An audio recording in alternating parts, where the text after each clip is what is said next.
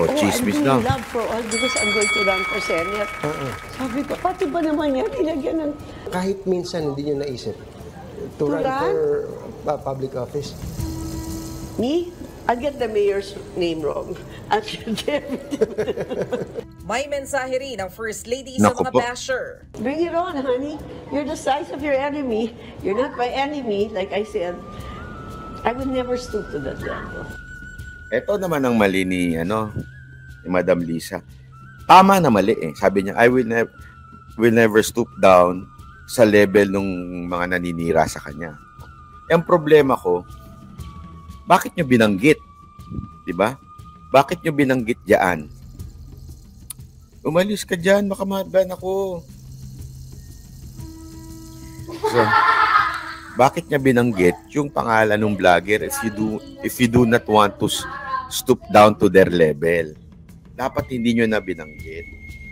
Kasi dyan, sabi nga nung isang komento na basa ko, yung mga hindi nakakakilala kay Maharlika, but since binanggit mo yung pangalan, makikilala na siya.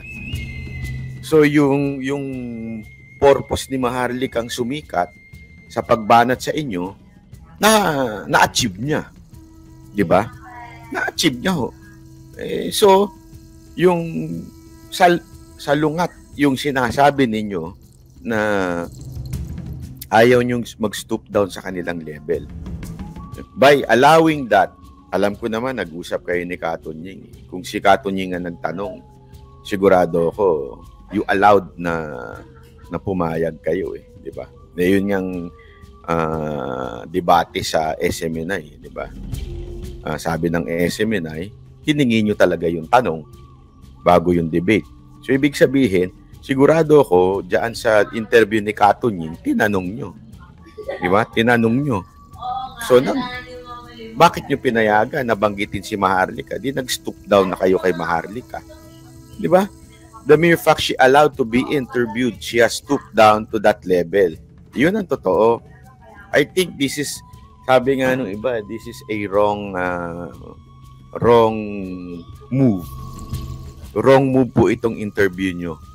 Kasi kesa na nasira si VP Sara Duterte, ang nangyari, para kayong bumaba sa level ng mga naninira sa inyo. Diba? Dapat hindi, ang basher, hindi ho pinapansin yan. Lagi nyo tatandaan yan. Pag pinansin nyo yan, lalo lang ho traction, diba? Yun ang dun eh. Ayun, sabi, ngayon, galit ka kay BP. Ito, tama, ganda na sinabi. Ngayon, underdog si BP, pinagkaisa nyo, lalo maawa ang mga tao kay BP. Oo nga eh. So, sa tingin ko, medyo hindi tama. Sa tingin ko lang naman. I'll never stoop. However, every time they say that, they become uglier and uglier. Okay, just look at their face. Diba tayo, cute pa rin tayo. What a lie! Cute daw siya. Okay. Cute daw siya. Sabi niya. Agree o disagree? Kayo, ano ho masasabi nyo? Ako kasi ayoko mag-ad hominem. Ayoko yung ad hominem na hirit eh.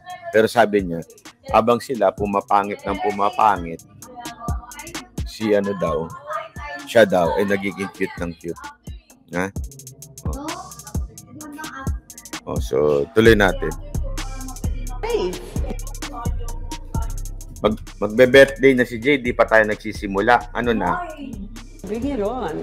There's such a thing as karma. Sa gitna ng issue ni na First Lady Liza at VP Sara, tila maayos naman ang relasyon ni na Pangulong Marcos at Kaya, kaya pansinin ninyo, hindi ko pinakikialaman si FL Liza. Pansinin ninyo, hindi ako humihirit kung hindi naman siya kasali sa usapin.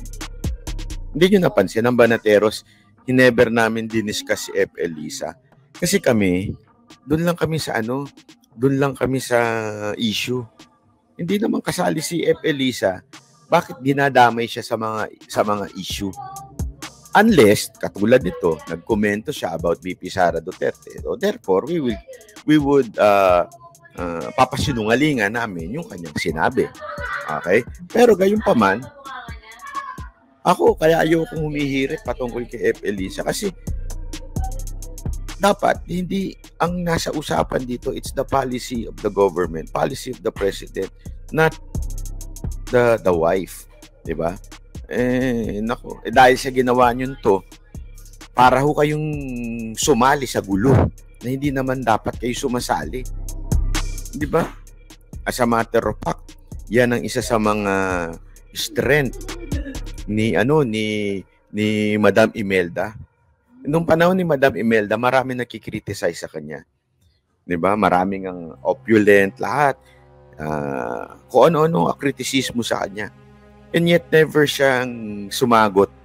Bibihira ho siyang sumagot. Siguro nung mga malapit na mamatay si Ferdinand Marcos Sr., doon na lang ho siya sumasagot eh.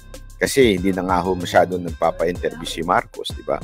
Kanyang bise sa graduation ceremony ng PNP Academy kanina, nagbeso pa ang dalawa. Nung nakaraang linggo lang, kumalat ang balitang nag-walkout umano si VP Sara matapos ang departure speech ni PBB. Alam niyo, napansin ko pa yan eh. Parang sabi ko nga eh. So okay, yung asawa mo at si VP Sara okay. Pero kayo ni VP Sara, hindi kayo okay. Anong itsura nun? Di ba ho? Anong dating nun sa tao? Parang ang dating nun sa tao ay hindi maganda. Di ba? Kasi parang kayo lang ang kaaway. Kayong dalawa lang ang nag-aaway. Habang yung asawa mo, happy sila ni VP Sara Duterte. Hindi tuloy magandang tignan. Di ba? Parang ang datingan your husband is enjoying the relationship of VP Sara. Di ba? Ibig sabihin bilang Vice President. Ngayon, ang dating, parang hindi maganda. Hindi, kaya ako sa akin dapat talaga hindi na po kayo nagsalita. Ewan ko kung advice sa inyo ni Katunying ko. Madam, tandaan niyo yan. Siyempre, gusto niyan content. Siyempre, gusto niyan mag-million-million yung views niya sa YouTube para merong kitain. Diba? Siyempre, pipilitin niyan, sasabihin niyan sa inyo, magpa-interview ka, it's time na ipagtanggol mo sarili mo. Gaganyan yan sa inyo, di ba? Kasi nga, para ang dating, lumalabang kayo. Pero totoo lang, madam, wag mo. For selfish ambition lang, hindi naman selfish reason kung bakit siguro may mga nag-push sa inyo na interviewin, na ma-interview kayo.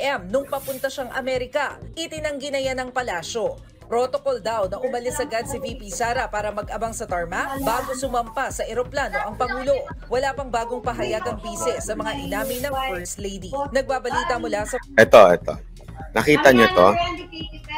Kaya ako careful ako sa mga nag-share. Ang daming ganyan sa akin. Yung nag-share nila ng ng mga videos, hindi ko pinapatulan. Sasabihin nila, nag-walk out si VP Sara Duterte. Inisnab ni Marcos si Duterte. Yung mga ganyan, hindi ko pinapatulan yan. Pang tabloid. Hindi, totoo, aminin na natin May mga vlogger na papagpatol sa ganyan eh. May mga vlogger na sinesensationalize para lang talaga kumita, magkaroon ng content. Pera ika nga, di ba? Ang dami nagpakalat yan. Sa YouTube, sa TikTok, sabi, nag-walk out si VP Sara Duterte. Hindi ho siya nag-walk out. Protocol ho yun. Na kailangan na siyang kagad umalis kasi sasalubong siya, maghahatid siya doon paakyat ng eroplano. Baka sabihin niyo, bakit si Leni Robredo hindi ginagawa? Hindi naman ho nakikinig si Leni Robredo, hindi naman ho yan nakikisama pagka umaalis si PRRD. At lalong hindi naman maghahatid yan. Yung mga lubot nyo. Yung mga lubot nyo. Ganyan kasi pag si Banat Bay. Stoy, umalis kayo dyan. Umalis kayo dyan. Madi-demonetize to, Mayas. Start na. Intro ka na, mag-intro na.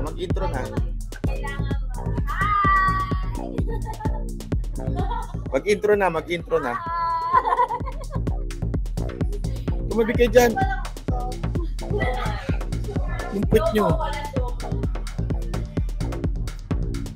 Itong mga to, made-demonetize pa ako. Hirap na hirap ako mag-live ng lagpas 8 minutes eh. Di ba? Si Mike Abing hanggang 8 minutes lang. Hirap na hirap tayo magpalagpas ng 8 minutes. Anyway, ayun na nga, di ba? Kaya wag ko kayong papatol sa mga ganyan, ha? Kasi protocol ho yun, umalis kagad ang Vice President eh. Nakita ko tong ano na to eh, tong video na to eh.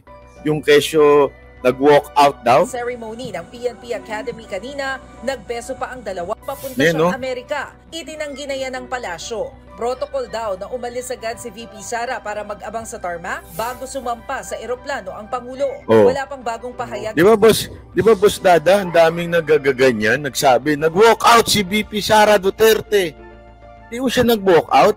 May protocol ho yan. Tandaan nyo ha. Ito ha, para ho sa kaalaman nyo. Kasi alam ko po yan eh.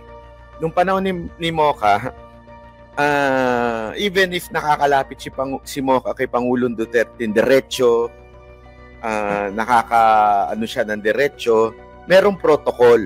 Okay? Yun yung, sa opisina, Office of the President, meron niyang protocol na parang departamento. Sila yung nag-aano ng ano yung dapat. Sino yung katabi, kung sino yung pagpaalis, sino yung sasalubong, may protocol, ika nga. Ha? Even if close ka, even if kamag-anak ka, even if ano, may protocol yan. O, ang ilalagay lang dito, yung mga ganito. Ganun dito kay Marcos. Ang protocol, kailangan nang pumunta kagad na mabilisan ni VP Sara Duterte doon sa paghahatiran. Di ba napapansin nyo, nandyan siya? O, tapos pag andyan siya, bigla siya mapupunta doon sa paakyat ng eroplano. Di yun napapansin, di ba? Yun na importante. Sa Menda, maraming salamat po. Si Jay Guevara laging ganyan ang title. Hindi. Baka kiniklickbait lang kayo. Katulad ko. De, joke lang po. Totoo naman to sinasabi ko eh. Ha? Totoo to sinasabi ko, nagsabunutan. Bakit to nagsabunutan? At saka doon sa isang title ko is nagsabong. Kasi nagsabunutan, di ba ang mga babae, pagka nagtatarayan, yung gano'n yung hair. Di ba? Pag nagsabunutan, kasi yan ang ano nila, way of labanan nila, yung buhok. Mga ganun. So, parang gumanon si Madam Lisa. May sagot din si VP Sara Duterte. Ang sagot niya, no comment. Pa! Ganun, di ba? Pa! No comment. Oh. Di ba? Kaya sabunutan, di ba? Ayun. Yan, oh. Clickbait po tawag doon. Nako po. Ay, si Jay Guevara. Nag-clickbait. Ako may clickbait ako sa iyo, Jay Guevara, pero bukas ko na lang sasabihin. May sorpresa ako diyan kay Jay Guevara, pero wag na natin sabihin dito. Baka sabihin na naman, bayaran to si Jay Guevara ni Banat Bay. Yung surprise ko, surprise. Namin ng First Lady. Nagbabalita mula sa Frontline. Maricel Halili, News 5. Oh, ayan ha. Ito pa.